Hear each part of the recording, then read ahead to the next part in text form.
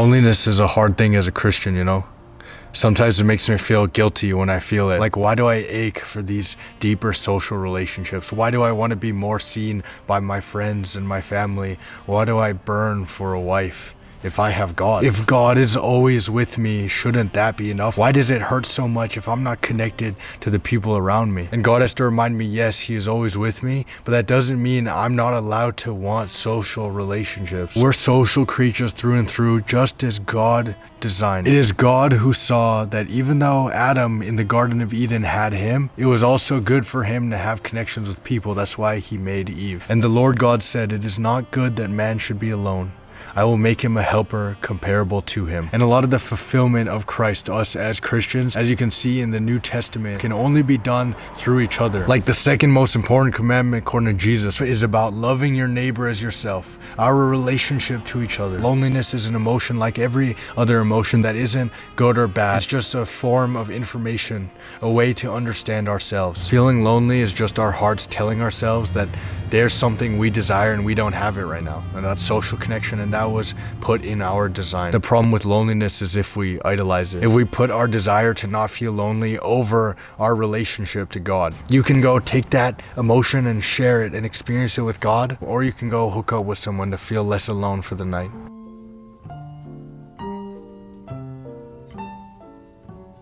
The other thing that I learned is sometimes in this walk of faith, you're gonna feel lonely. It comes with the package of being Christian.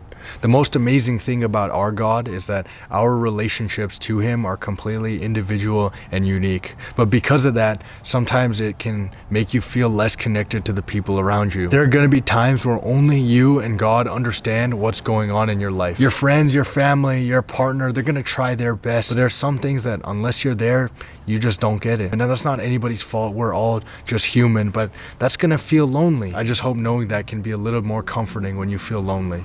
Knowing that it's not a bad thing. And I want to give you some examples of the Bible. You know, Abraham from Genesis. One of the miracles Abraham had in his life was having a son at such an old age. Then God tests his faith by telling him to sacrifice his son. Now, he doesn't actually have to do it, but when Abraham is holding the knife in his hand, holding it over his son, he's thinking in his head, I'm gonna have to kill my son. Is there anybody human that could have understand how he felt during that moment? Anybody who could sit there, go up to him and say, I know what you're going through right now. Abraham was so lonely in the fact that he couldn't connect with people at that point, but he did it for his faith and because his love of God was greater. And the last example I want to give is the most important one, of course. Jesus, the spotless lamb who took on all of our sin and died for us. There's nobody who was understood less than Jesus. Nobody who could have been related to less than Jesus. Nobody who was let more down by the people around him than Jesus. And on top of that, maybe it would have been okay for him if he was a robot that didn't feel anything, but he was